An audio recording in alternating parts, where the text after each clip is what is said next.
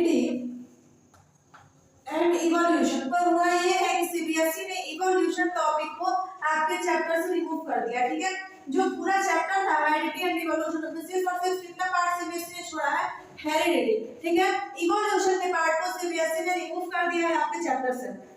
Okay, देखिए सबसे पहले हेरिडिटी में हमें ये जानने की जरूरत है कि ट्रेड्स कैरेक्टर्स होते क्या हैं, ठीक है। हम एक वर्ड यूज करते हैं किसी के भी बारे में, इसका कैरेक्टर ऐसा है, ठीक है। कैरेक्टर को हम ट्रेड नाम से भी जानते हैं। तो ये होता क्या है, कैरेक्टर और ट्रेड होता क्या है, जिससे हम किसी भी इंसान के बिहेवियर को क्या कर सके, क्लासिफाई कर सके, उसे हम क्या कहते हैं, कैरेक्टर, ठीक है।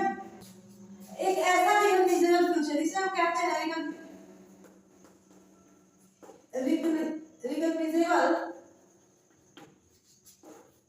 फीचर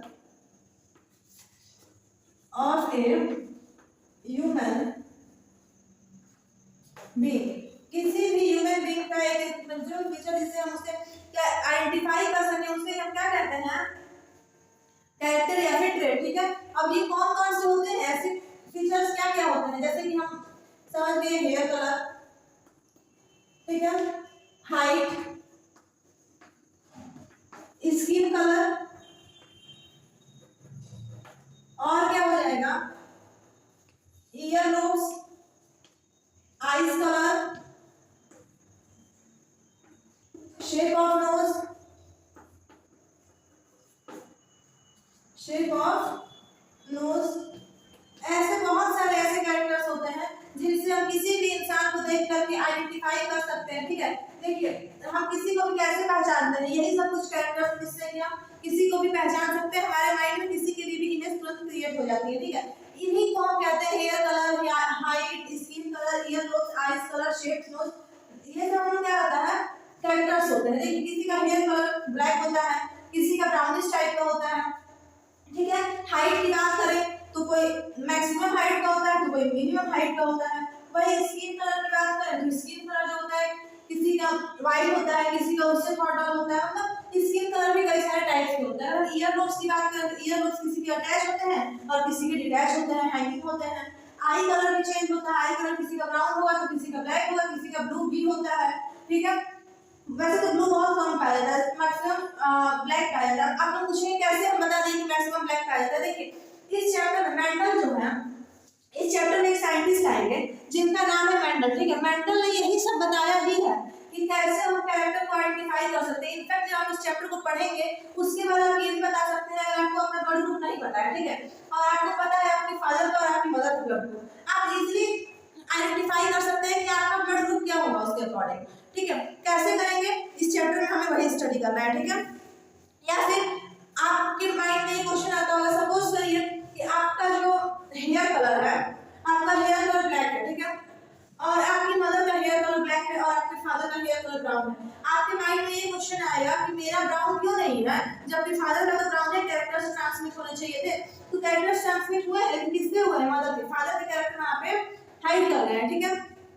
उसी तरीके से अगर हाइट की बात करें तो हाइट भी जिसकी टॉल रहती है उसके लिए कैरेक्टर क्या होते हैं, नेक्स्ट क्वेश्चन में आते हैं। ये सब कैसे होता है हम सब इस चैप्टर में डिटेल स्टडी करेंगे। ये कुछ ओवरव्यू था इस चैप्टर का, ठीक है। अब हमें वेरिएशन समझना है। वेरिएशन का मतलब क्या होता है, देखिए वेरिएशन नाम से, जो वेरिएशन वर्ड है इसके नाम से ही समझ में आ रहा है, वेरिएशन मतलब क्या होता है, चेंजेस, ठीक है। चेंजेस क्या होती हैं, देखिए changes in the sense, variation in the sense difference in character of parents and offspring। Parents के कैरेक्टर जो है, मतलब जो ऑफस्प्रिंग है उसके कैरेक्टर अपने पेरेंट्स के कैरेक्टर से चेंज हो जाते हैं, वही क्या होता है, वो होता है वेरिएशन, ठीक है। इतना क्लियर वेरिएशन क्या है, यानी फिर मान लीजिए कि पेरेंट्स का हेयर कलर ही सपोज कर लीजिए, ठीक है। मान लीजिए कि पेरेंट्स जो है उनका कैरेक्टर कुछ और तरीके का है और वहीं आपका कैरेक्टर कुछ और हो जाता है, तो वो क्या चेंजेस आए ना। हो सकता है कि आपके पेरेंट्स किसी चीज में उनको इंटरेस्ट हो और आपको किसी और चीज में इंटरेस्ट हो गया, यानी कि चेंजेस आ गए, वेरिएशन हो गया, ठीक है। तो इतना समझ में आया कि कैरेक्टर और ट्रेट क्या है और वेरिएशन क्या है। ये आप लोगों को आई होप कि क्लियर हो गया होगा। अगर कोई डाउट है तो आप लोग कमेंट सेक्शन में मेंशन कर दीजिए, ठीक है। अब हमें समझना है क्रोमोसोम क्या है। देखिए हम इतना जानते हैं कि क्रोमोसोम जो हम इतना जानते हैं कि क्रोमोसोम के थ्रू हमारे जो कैरेक्टर्स हैं वो ट्रांसमिट होते हैं। क्रोमोसोम होता क्या है, सबसे पहले हम इतना समझ लेते हैं। वर्ड है क्रोमोसोम जो कि इस चैप्टर में यूज होगा, ठीक है। तो क्रोमोसोम को जानना जरूरी है। What is chromosome? So let's discuss about chromosome.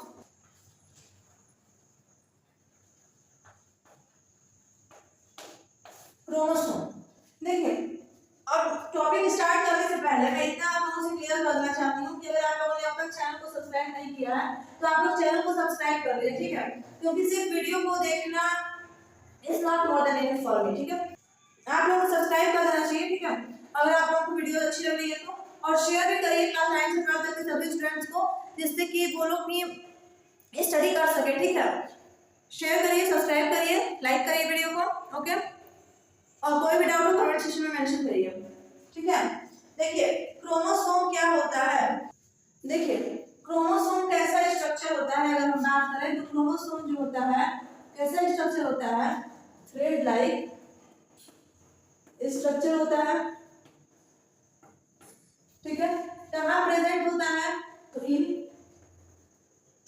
Nucleus, nucleus में प्रेजेंट रहता है क्रोमोसोम, ठीक है।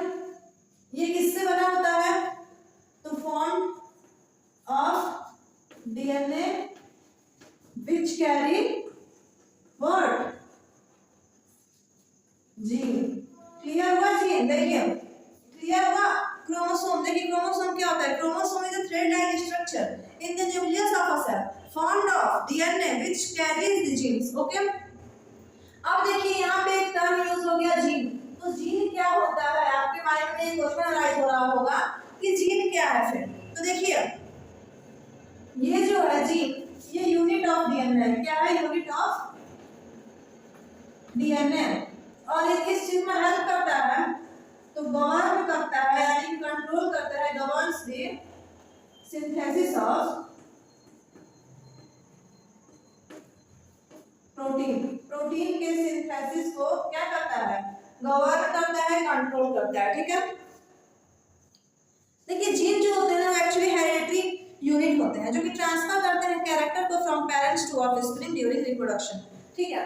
जीन जो होते हैं, यहाँ पे समझिए, जीन जो होते हैं हम कह सकते हैं कि ये हेरिडिटरी कैरेक्टर है, हेरिडिटरी कैरेक्टर है जो कि क्या करते हैं, transfer characters from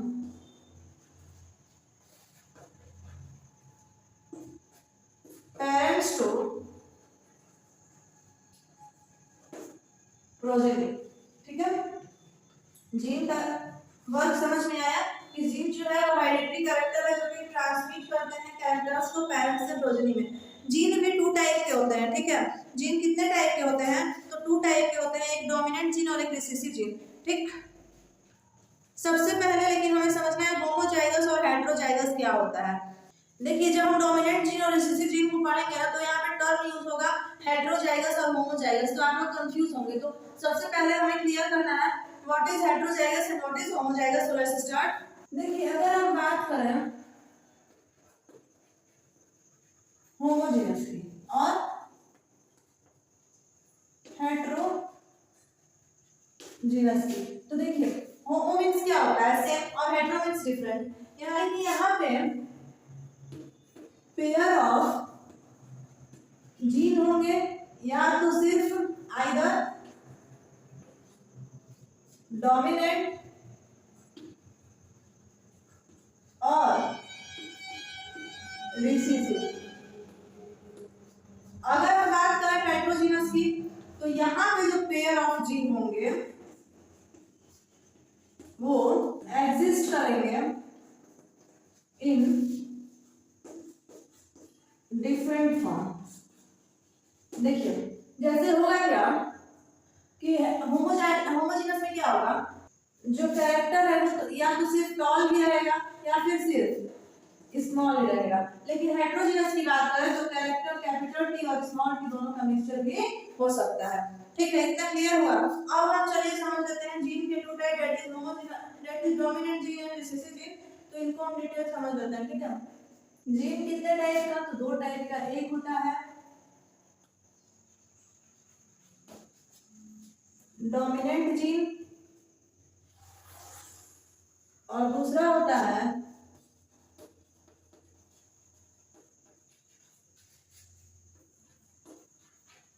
recessive gene.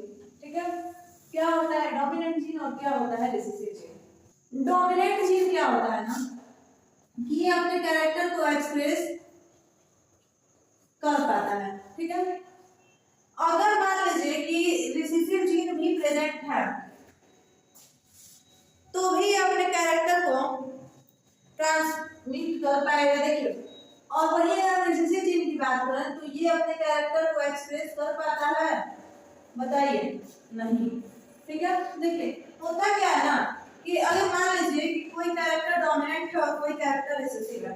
ठीक है, मान लीजिए कैपिटल टी है, ठीक है, और एक स्मॉल टी है। ठीक है, यानी कि एक पेरेंट है जो कि टॉल है और दूसरे पेरेंट स्मॉल है, मतलब फादर को मान लीजिए टॉल है और मदर शॉर्ट है। ठीक है, हाइट में। तो होगा क्या कि बच्चे के अंदर कौन सा कैरेक्टर जाएगा? ये कैरेक्टर चला जाएगा, क्योंकि ये कैरेक्टर कौन सा है? डोमिनेंट कैरेक्टर है। देखिए, अगर मान लीजिए कि हम एक छोटा सा पॉइंट बनाते हैं, इसके ऊपर एक बड़ा पॉइंट बनाते हैं, तो बताइए बड़ा पॉइंट छोटे पॉइंट को ढक देगा ना। ठीक उसी प्रकार क्या होता है कि ये कैपिटल टी कैरेक्टर जो है वो बच्चे में शो करेगा और वही स्मॉल टी कैरेक्टर क्या होगा? ढक जाएगा। ठीक है, लेकिन अगर वही हम रिसेसिव जीन की बात करें, मान लीजिए कि टॉल है, ड्वार्फ है। ठीक है, होगा क्या कि रिसेसिव जीन अपने आप को छुपा लेता है। रिसेसिव जीन का मतलब सिर्फ इतना ही है कि ये जब कैपिटल टी आकर के इसके ऊपर अटैच होगा तो बताइए छुप जाएगा कि नहीं छुप जाएगा? सिंपल सी बात है, जैसे कि मैंने बताया था कि एक लाइनिंग है, इसके ऊपर जब मैं बड़ी लाइनिंग बना रही हूँ तो ये बड़ी लाइनिंग डोमिनेंट हो जाएगी और ये छोटी लाइनिंग रिसेसिव हो जाएगी। ठीक है, तो देखिए होता क्या है ना कि हमेशा डोमिनेंट कैरेक्टर रिसेसिव कैरेक्टर को ओवरलैप कर जाता है। ठीक है, और डोमिनेंट कैरेक्टर शो होने लगता है और रिसेसिव कैरेक्टर छुप जाता है। भले ही रिसेसिव कैरेक्टर प्रेजेंट है, डोमिनेंट कैरेक्टर अपना ही वहां पे क्या दिखाएगा? अपनी ही प्रेजेंस दिखाएगा। अगर डोमिनेंट कैरेक्टर प्रेजेंट है तो रिसेसिव कैरेक्टर अपनी डोमिनेंसी नहीं दिखा सकता है, अपने आप को रिप्रेजेंट नहीं कर सकता है। ठीक है, कितना क्लियर हुआ? फर्स्ट पॉइंट क्लियर हुआ कि डोमिनेंट फैक्टर अपने आप को एक्सप्रेस करेगा, और रिसेसिव फैक्टर अपने आप को एक्सप्रेस नहीं करेगा। देखिए, अगर हेटेरोजाइगस कंडीशन है, हेटेरोजाइगस या फिर होमोजाइगस, दोनों कैरेक्टर में ये अपने आप को एक्सप्रेस, दोनों कंडीशन में ये अपने आप को एक्सप्रेस कर जाएगा। कौन? Dominant gene.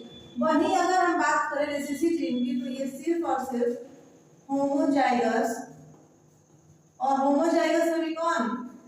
स्मॉल टी, यानी कि रिसेसिव कैरेक्टर को ही एक्सप्रेस कर पाएगा और किसी कैरेक्टर को एक्सप्रेस नहीं कर पाएगा। ठीक है, अगर मान लीजिए कोई ऐसे पेरेंट्स हैं जिनकी हाइट क्या है? स्मॉल है, दूसरे मतलब दोनों जो मदर की भी स्मॉल है और फादर की भी स्मॉल है, सिंपल सी बात है, बच्चे में कैरेक्टर क्या आएगा? स्मॉल का ही आएगा, है ना। इस कंडीशन में ये अपने आप को शो कर पाता है और कहीं भी रिसेसिव जीन शो नहीं हो पाता है। ठीक है, और देखिए मान लेते हैं एग्जाम्पल, सबसे पहले मान लीजिए एक ऐसे पेरेंट हैं जिनका हेयर कलर, मान लीजिए फादर का हेयर कलर कौन सा है? ब्लैक है, और मदर का हेयर कलर ब्राउन है। बताइए ब्लैक डोमिनेंट होगा या फिर ब्राउन डोमिनेंट होगा? सिंपल सी बात है, ब्राउन कलर को कौन ओवरलैप कर सकता है? ब्लैक ओवरलैप कर सकता है, यानी कि डोमिनेंट कैरेक्टर क्या हो गया? ब्लैक, और रिसेसिव कैरेक्टर क्या हो गया? ब्राउन। अच्छा बताइए, नेक्स्ट क्वेश्चन, एक पेरेंट है जो कि टॉल है और वही अदर जो है वो क्या है? शॉर्ट है। बताइए बच्चे में कौन सा कैरेक्टर आएगा? टॉल का, यानी कि डोमिनेंट कैरेक्टर क्या हो गया? टॉल, और रिसेसिव कैरेक्टर क्या हो गया? ड्वार्फ हो गया। वैसे ही ठीक है, ये सब कुछ क्या है? एग्जांपल्स थे किसके? ऐसे और भी कैरेक्टर्स हो जाएंगे। ठीक है, तो ये सब एग्जांपल्स थे किसके? डोमिनेंट जीन और रिसेसिव जीन के। ठीक है, आप लोग इसके बारे में और भी कुछ कैरेक्टर्स मुझे एग्जांपल आप लोग देंगे कमेंट सेशन में। ठीक है, कमेंट सेशन में मुझे पूरी उम्मीद है कि आप लोग इसका और भी एग्जांपल्स देंगे, जिससे कि मुझे इतना क्लियर हो पाएगा कि आप लोगों को ये सब चीजें अच्छे से समझ आई भी हैं या फिर नहीं। ठीक है, अब देखिए हमें समझना है रेशियो आएगा। देखिए इस टॉपिक का इस चैप्टर का सिर्फ और सिर्फ ओवरव्यू चल रहा है अभी, क्योंकि इस चैप्टर में अभी आएंगे रेशियोज। जब हम लॉ पढ़ेंगे ना, वो मेंडल जो साइंटिस्ट हैं, फादर ऑफ जेनेटिक, इनके जब हम लॉज पढ़ेंगे ना, तो लॉज में कुछ ऐसे रेशियोज आएंगे जो हमें आइडेंटिफाई करने पड़ेंगे। तो रेशियो कितने टाइप के होते हैं? ऐसे तो दो ही टाइप के होते हैं, एक जीनोटिपिक और एक फिनोटिपिक। ठीक है, इन दोनों रेशियोज को हमें क्लियर करना है कि ये क्या होते हैं। तो चलिए समझ लेते हैं जीनोटिपिक और फिनोटिपिक रेशियो। रेशियो में कितने टाइप के होते हैं? टू टाइप के। एक होते हैं जीनोटिपिक और दूसरे होते हैं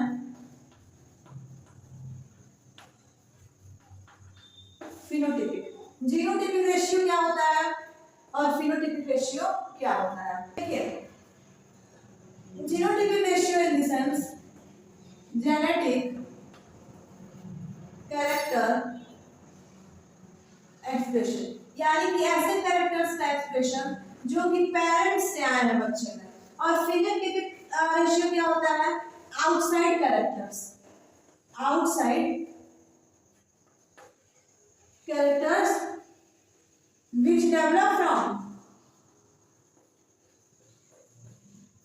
develop according to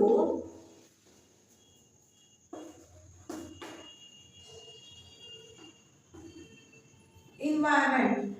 ठीक है, ये है सबसे पहला पॉइंट डिफरेंस किसके किसके बीच में? जीनोटिपिक और फिनोटिपिक। देखिए जीनोटिपिक रेशियो वो होते हैं, देखिए जो भी जेनेटिक कंपोजिशन रहेगा ऑर्गेनिज्म की हो जाएगी। और अगर फिनोटिपिक की बात करें तो the term pheno means to observe and so this indicates the observable character of an organism. देखिए जीनोटिपिक कैरेक्टर्स क्या होता है? जो कि अंदर ही अंदर है, ठीक है, जिन्हें कि हम ऑब्जर्व नहीं कर पाते हैं। लेकिन वही फिनोटिपिक कैरेक्टर जिन्हें कि हम ऑब्जर्व कर पाते हैं, यानी कि इन्वायरमेंट के थ्रू तो होते ही हैं, प्लस ये ऑब्जर्वेबल कैरेक्टर्स भी होते हैं। ठीक है, ऑब्जर्वेबल कैरेक्टर्स भी होते हैं, मतलब आए तो हमारे पेरेंट्स से ही, लेकिन हम उन्हें देख पा रहे थे। Hair colour, body height, body colour, ये सब, स्किन कलर, ये सब क्या होता है? फिनोटिपिक। और जीनोटिपिक क्या होगा? बच्चे का पढ़ने माइंड बहुत तेज है, बच्चे के अंदर कोई ऐसा खूबी है, ठीक है, ये सब क्या हो जाएंगे? Genotypic characters. ठीक है, इतना क्लियर हुआ। अब देखिए हमें कुछ टर्म्स यहाँ पे यूज होते हैं, जिन टर्म्स के बारे में समझ लेना है। ठीक है, जैसे कि एक टर्म यूज होता है F1 जनरेशन, फिर F2 जनरेशन, ठीक है, पेरेंटल जनरेशन, ये सब क्या होता है? चलिए देखिए अगर हम बात करें पेरेंटल जनरेशन की, तो पेरेंटल जनरेशन क्या हो गई? जो किसके बारे में डिस्क्राइब करें? पेरेंट्स के बारे में। इसमें कुछ बताने की जरूरत नहीं थी। ठीक है, पेरेंटल जनरेशन ऐसी जनरेशन होती है जो कि किसके बारे में डिस्क्राइब करती है? पेरेंट्स के बारे में। लेकिन वही अगर हम बात करें F1 जनरेशन की, F1 जनरेशन का फुल फॉर्म होता है क्या?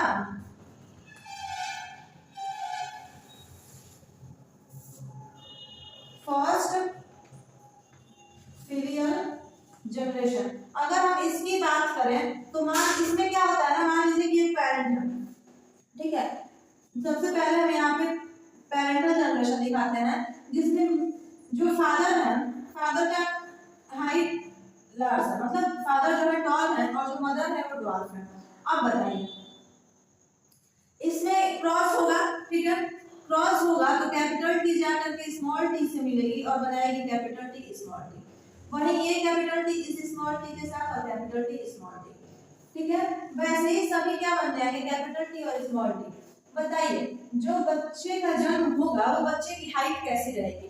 अब देखिए फादर की हाइट कैसी थी? टॉल थी। देखिए मेल का सिंबल कुछ ऐसा होता है, मेल का सिंबल ना कुछ ऐसा होता है और फीमेल का सिंबल कुछ ऐसा होता है। ठीक है, ये डिनोशन साइन होता है। सबसे पहले देखिए जो फादर थे उनकी हाइट टॉल थी और जो मदर है उनकी हाइट ड्वार्फ है। अब बताइए कि नेक्स्ट जनरेशन में कैरेक्टर कैसे होंगे? यहाँ नेक्स्ट जनरेशन में तो कैपिटल टी स्मॉल टी बन गया, तो क्या बच्चा मतलब कैसे साइज का होगा? तो सिंपल सी बात है कि जब कैपिटल टी और स्मॉल टी साथ में आया तो बताइए इसमें डोमिनेंट कौन है और रिसेसिव कौन है? सिंपल सी बात है, डोमिनेंट कौन है, कैपिटल टी, और रिसेसिव कौन है, स्मॉल टी। शो किसका कैरेक्टर होगा, टॉल, यानी कि हाइब्रिड टॉल होंगे बच्चे, यानी कि वो मिक्सचर तो ड्वार्फ का भी था लेकिन होंगे वो कैसे, टॉल, इसे हम कहते हैं हाइब्रिड टॉल। ठीक है, इतना समझ में आया कि ये जितने भी प्लांट्स होंगे वो टॉल होंगे। देखिए यहाँ पे सबसे पहले ना बात इतनी सी है कि हम लोग को ये चैप्टर स्टडी करना है प्लांट्स के बारे में। ठीक है, तो प्लांट्स के बारे में देखिए, यहाँ पे जो प्लांट होगा वो कैसा होगा, टॉल होगा, ड्वार्फ नहीं होगा। क्लियर हो गया, जितने भी 4 प्लांट प्रोड्यूस हुए ये 4 प्लांट क्या है, टॉल, ना कि ड्वार्फ। अब हमें समझना है F2 जनरेशन क्या होती है। F1 जनरेशन क्लियर हो गई, अब हमें समझना है F2 जनरेशन। देखिए अब यहाँ पे आती है F2 जनरेशन। F2 जनरेशन का फुल फॉर्म क्या हो जाएगा, F1 जनरेशन थी फर्स्ट फिलियल जनरेशन, तो वही F2 जनरेशन क्या हो जाएगी, सेकेंड फिलियल जनरेशन। देखिए इसमें थोड़ा सा आप लोग नोटिस करिएगा, थोड़ा सा ध्यान दीजिएगा, ठीक है, कि इसमें क्या होता है। देखिए सबसे पहले हम वही बनाते हैं, पेरेंट्स कैरेक्टर टॉल और ड्वार्फ जब आ करके मिले थे तो क्या बना था, tall dwarf, tall dwarf, tall dwarf, और इधर भी टॉल ड्वार्फ, यही बना था। या देखिए ये क्या हो गई, F1 जनरेशन हो गई। F1 जनरेशन जो थी वो कैसी हो गई, टॉल। ठीक है, अब अगर हम बात करें F2 जनरेशन के लिए, तो F1 जनरेशन में क्रॉस होगा। F1 जनरेशन कैसी थी, किसी भी दो पेरेंट को उठाइए, एक कैपिटल टी स्मॉल टी और इधर भी कैपिटल टी स्मॉल टी, क्योंकि थे तो ये सारे capital T small T, hybrid tall ही थे। यहाँ पे हम टॉल जो लिखे हैं इसके साइड में हम हाइब्रिड भी लिख सकते हैं, यानी कि दोनों का क्या है, मिक्सचर है, लेकिन शो होगा सिर्फ और सिर्फ टॉल कैरेक्टर। ठीक है, अब F1 जनरेशन में क्या होगा कि जो हाइब्रिड टॉल जब एक दूसरे के साथ जा करके क्रॉस करेंगे, तो देखिए कैपिटल टी जब कैपिटल टी से जा करके मिलेगा तो क्या बनेगा, कैपिटल टी, और कैपिटल टी स्मॉल टी से जाकर मिलेगा तो बनेगा कैपिटल टी स्मॉल टी। अगर हम बात करें स्मॉल टी कैपिटल टी के साथ तो कैपिटल टी स्मॉल टी, और स्मॉल टी के साथ जाकर मिलेगा तो स्मॉल टी बन जाएगा। ठीक है, अब इसमें बताइए कि जो ये क्या हो गया जनरेशन, ये F2 जनरेशन हो गया, इसमें क्या हुआ, ये तो कैपिटल टी यानी कि नेक्स्ट प्लांट क्या हुआ, टॉल, वहीं पे अगर कैपिटल टी स्मॉल टी दोनों हो गए एक टाइप के, ये भी तो टॉल ही है, लेकिन कैसे टॉल है, ये हाइब्रिड टॉल है। ठीक है तो टॉल लेकिन हाइब्रिड टॉल है। और वहीं अगर हम स्मॉल टी की बात करें तो ये कैरेक्टर कैसे होगा, बताइए, ड्वार्फ कैरेक्टर होगा। ठीक है, तो ये थी F2 जनरेशन। F2 जनरेशन में क्या होगा कि जब F1 जनरेशन हाइब्रिड थी और वो क्रॉस कर गई तो टॉल, हाइब्रिड टॉल और ड्वार्फ बना। अब देखिए यहीं पे हम यूज कर सकते हैं जीनोटिपिक और फिनोटिपिक रेशियो। अगर हम इसके जीनोटिपिक और फिनोटिपिक रेशियो की बात करें, जीनोटिपिक और यहाँ पे फिनोटिपिक, अब देखिए जीनोटिपिक क्या है, जीन्स से जो अलग अलग है। देखिए जीन्स में एक टॉल है ना, दो हाइब्रिड टॉल है और एक क्या है, ड्वार्फ है, तो रेशियो क्या बना, 1:2:1, यानी कि 1:1 ऐसे रेशियो बना। लेकिन अगर हम वही बात करें फिनोटिपिक रेशियो की, ये दिखने में कैसे रहेंगे उस हिसाब से रेशियो बनाइए। तो देखिए भले ही ये हाइब्रिड टॉल है लेकिन है तो टॉल ही ना, तो देखिए टॉल कितने हो गए 3, तो फिनोटिपिक रेशियो में टॉल हो गए 3 और ड्वार्फ कितना है, सिर्फ ड्वार्फ सिर्फ 1 है तो 1। ठीक है, तो बताइए इतना समझ में आया जीनोटिपिक और फिनोटिपिक रेशियो कैसे हम आइडेंटिफाई करेंगे। ठीक है, और F1 generation, F2 generation, parental generation, ये सब क्या होती है। देखिए पैरेंटल जनरेशन में सिर्फ और सिर्फ एक पेरेंट थे, ठीक है, जो कि टॉल थे, ड्वार्फ थे, नहीं समझाया गया। उसके बाद आती है F1 जनरेशन जिसे हम फर्स्ट फिलियल जनरेशन कहते हैं, जिसमें कि जब पेरेंट जनरेशन जब क्रॉस की तो हाइब्रिड टॉल बने F1 जनरेशन में। अगर F1 जनरेशन जब क्रॉस कर रही है, यानी कि जब फर्स्ट फिलियल जनरेशन क्रॉस कर रही है, तो second filial generation that means F2 generation में क्या होता है कि एक प्लांट जो है वो टॉल बनता है, दो प्लांट हाइब्रिड टॉल बनते हैं और एक प्लांट ड्वार्फ बनता है। और जब हम इसका जीनोटिपिक रेशियो निकालते हैं, जीनोटिपिक रेशियो में जीन्स हमें देखना है, तो जीन्स जो है वो एक के अलग है, इन दोनों के अलग है और इसके अलग है, इसलिए 1:2:1 रेशियो बन गया। और फिनोटिपिक यानी कि प्लांट्स दिखने में कैसे होंगे, तो ये भी टॉल है और ये भी टॉल है, भले ही ये हाइब्रिड टॉल है लेकिन है तो टॉल, इनके अंदर कैरेक्टर टॉल नहीं है, तो इसलिए तीनों क्या हो जाएंगे टॉल, इसलिए 3:1 का रेशियो बन के तैयार हो जाएगा। ठीक है, इतना क्लियर हुआ इसमें आप लोगों को, आई होप कि कोई भी कंफ्यूजन नहीं होगी। ठीक है, क्लियर है इतना। अब हमें समझना है ना accumulation of variation during reproduction. अब एनसीईआरटी का एक टॉपिक है that is accumulation of variation during reproduction. अगर आप लोगों ने अब तक चैनल को सब्सक्राइब नहीं किया है तो आप चैनल को सब्सक्राइब करिए, वीडियो को लाइक करिए और शेयर करिए जितना आप लोगों से पॉसिबल हो। ठीक है, जितना भी पॉसिबल है आप लोग शेयर करिए क्लास 9 से 12 तक के सभी स्टूडेंट्स में। ओके, तो चलिए हम समझ लेते हैं accumulation of variation during reproduction topic. Okay, देखिए बहुत ही इजी वे में यहाँ पे मैं आप लोगों को ये क्लासिफाई कर चुकी हूँ एट सभी जनरेशंस, पैरेंटल से लेकर के और सेकंड फीलियल जनरेशन तक मैं सभी जनरेशंस को एक ही चार्ट में यहाँ पे आप लोगों को मॉडिफाई करके दिखा दी हूँ, जिससे कि आप लोगों के लिए इजी टू अंडरस्टैंड हो जाएगा। ठीक है, आप लोग सपोर्ट शो करिए, सब्सक्राइब करिए। एनसीईआरटी का टॉपिक है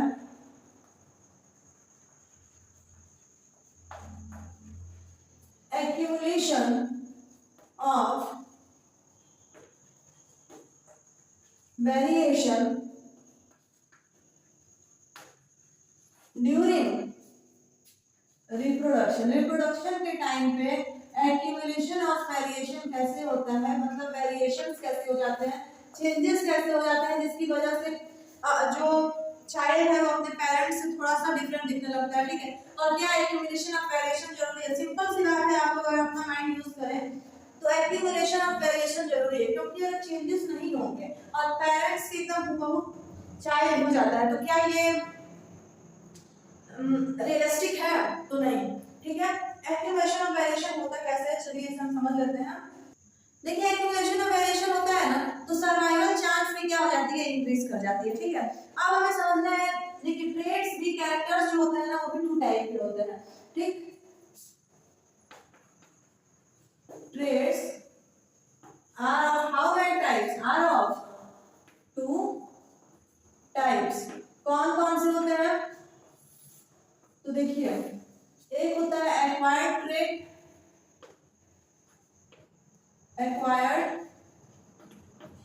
और एक होता है इनहेरिटेड ट्रेट।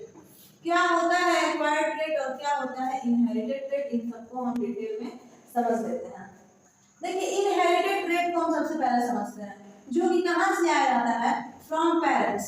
ऐसा कैरेक्टर बच्चे के अंदर जो कि कहां से आया जाता है, पेरेंट्स से, उसे हम कहते हैं इनहेरिटेड ट्रेट। यानी कि सिंपल सी बात है, एक्वायर्ड ट्रेट कहां से आएगा, फ्रॉम आउटर इन्वायरमेंट, यानी कि बाहरी इन्वायरमेंट से, एंड लाइफ टाइम। ठीक है,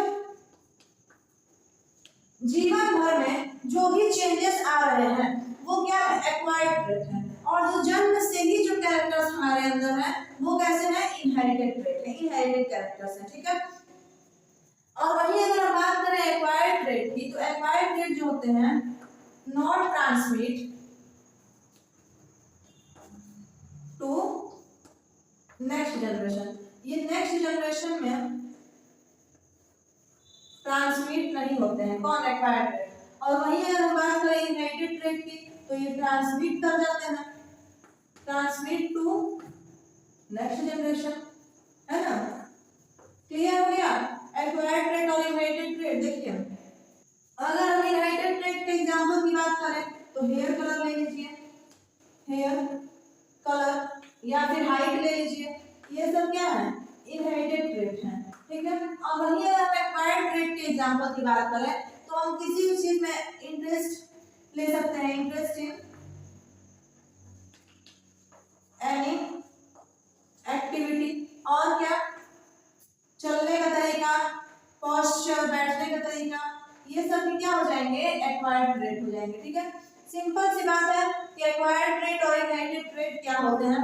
देखिए एक्वायर्ड ट्रेट जो होते हैं ना वो एक बच्चे के अंदर जन्म से नहीं आ जाते हैं, वो जन्म के बाद होते हैं, जन्म के बाद आते हैं। यानी कि मान लीजिए बच्चा जो है किस चीज में इंटरेस्ट ले रहा है, या फिर उसके बैठने का, चलने का, उठने का, बात करने का तरीका कैसा है, ये सब क्या होते हैं, एक्वायर्ड ट्रेड होते हैं और ये ट्रेड वन जनरेशन से नेक्स्ट जनरेशन में ट्रांसमिट नहीं होते हैं। और अगर हम बात करें इनहेरिटेड ट्रेड की तो ये पेरेंट्स से ही आ जाते हैं, जैसे कि हेयर कलर की बात हो गई, हाइट की बात हो गई, या लोब्स की बात हो गई, ठीक है, ये सब कहाँ से आ जाते हैं, ये इनहेरिटेड ट्रेड है, ठीक है, जो कि ट्रांसमिट होते हैं फिर अगले जनरेशन में। कुछ ऐसी बीमारियां भी होती हैं जो कि इनहेरिटेड ट्रेड होती है, जो कि पेरेंट्स से ही प्रोजेनी में आ जाती है, ठीक है। पेरेंट्स का डिजीज है तो सिंपल सी बात है, जब बच्चे का जन्म होगा तो उसके अंदर भी वो डिजीज होंगी, तो कुछ ऐसी बीमारियां भी होती हैं। और वही कुछ है, और जो बाकी कुछ ऐसी बीमारियां होती हैं जो कि अगर पेरेंट्स को है तो भी चाइल्ड को नहीं होगी, ठीक है। तो एक्वायर्ड ट्रेट और इनहेरिटेड ट्रेट आई होप कि आप लोग क्लियर हो गया होगा।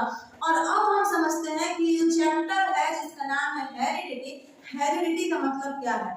Heredity is a branch of biology which deals about the transfer of trait from one generation to next generation, and this process known as inheritance or heredity. अब clear हुआ कि heredity क्या है? हेरिडिटी जो है वो एक ब्रांच ऑफ बायोलॉजी है जिसमें कि हम पढ़ते हैं, हेरिडिटी जो है वो ब्रांच ऑफ बायोलॉजी है जिसमें हम पढ़ते हैं कि कैसे कोई कैरेक्टर जो है वो ट्रांसमिट होते हैं। देखिए यहाँ हम स्टडी कर रहे हैं experiment of Gregor John Mendel. Experiment of Gregor John Mendel, जिसके बारे में हम डिटेल स्टडी करेंगे अपने नेक्स्ट पार्ट में। ओके, देखिए मैं इतना आप लोगों को हिंट कर दे रही हूँ कि इन्होंने सबसे पहले अपना एक्सपेरिमेंट किया था पी प्लांट के ऊपर, ठीक है। पी प्लांट के ऊपर इन्होंने अपना एक्सपेरिमेंट किया जिसमें कि इन्होंने पी प्लांट को क्यों चूज किया था ये सब हम जानेंगे। आखिर हमारे माइंड में ये क्वेश्चन जरूर आएगा, राइट होगा ना, कि आखिर इन्होंने पी प्लांट का ही यूज क्यों किया था? तो पी प्लांट का यूज इन्होंने इसलिए किया था क्योंकि पी प्लांट की लाइफ स्पैन क्या होती है? शॉर्ट होती है, ठीक है, लाइफ ड्यूरेशन शॉर्ट होती है, इजीली ग्रो कर जाता है। ये सब चीजें हम डिटेल स्टडी करेंगे। इन्होंने कौन कौन से कैरेक्टर्स लिए थे पी प्लांट की, सबने लॉ को डिस्क्राइब करने के लिए, सब कुछ हम डिटेल स्टडी करेंगे अपने नेक्स्ट पार्ट में, ठीक है। मैं ये भी आप लोगों को हिंट कर दे रही हूँ कि ग्रेगर जॉन मेंडल जो है ये इन्होंने 3 लॉज दिए थे, that is law of dominance, law of segregation, purity of gametes जिसे कहते हैं, और law of splitting of hybrid भी कहते हैं, और third law law of independent assortment. इन सभी लॉज के बारे में हम डिटेल स्टडी करेंगे अपने नेक्स्ट पार्ट में, ओके। और नेक्स्ट पार्ट में हमारा ये चैप्टर फिनिश हो जाएगा, क्योंकि देखिए हमारा चैप्टर जो है वो 2 पार्ट में था, हेरिडिटी एंड इवोल्यूशन। लेकिन सीबीएसई ने क्या किया है कि बच्चों के लिए इजी करने के लिए इवोल्यूशन पार्ट को रिमूव कर दिया है, इवोल्यूशन पार्ट टोटली डिलीट कर दिया है आपके सिलेबस से, और सिर्फ हेरिडिटी पार्ट ही बचा है, ठीक है। तो हेरिडिटी के बारे में हम स्टडी करेंगे, ओके। और लास्ट में आप लोगों से फिर से यही बात कहना चाहते हैं, अगर आप लोग चैनल को सब्सक्राइब नहीं किया है, चैनल को सब्सक्राइब करिए, शेयर करिए क्लास 9 से 12 तक के सभी स्टूडेंट्स को, ठीक है। और हाँ, जब हमारा ये चैप्टर फिनिश हो जाता है और जब हमारा सिलेबस खत्म हो जाता है, ठीक है, चैप्टर सिलेबस हमारा लगभग फिनिशिंग होने को है, तो हमारा सिलेबस जब फिनिश हो जाता है क्लास 10 का, तो हम model sample papers, previous years question paper, ये सब कुछ हम सॉल्व करेंगे, और जो भी आप लोग डाउट कमेंट सेक्शन में मेंशन करेंगे उन सभी डाउट को भी हम लोग क्लियर करेंगे, ठीक है। तो कोई भी डाउट हो आप कमेंट सेक्शन में मेंशन कर दीजिए, ठीक है। और ओके, कोई भी अगर अपडेट रहती है सीबीएसई की तरफ से तो चैनल पे अपडेट कर दी जाएगी, ओके, थैंक यू।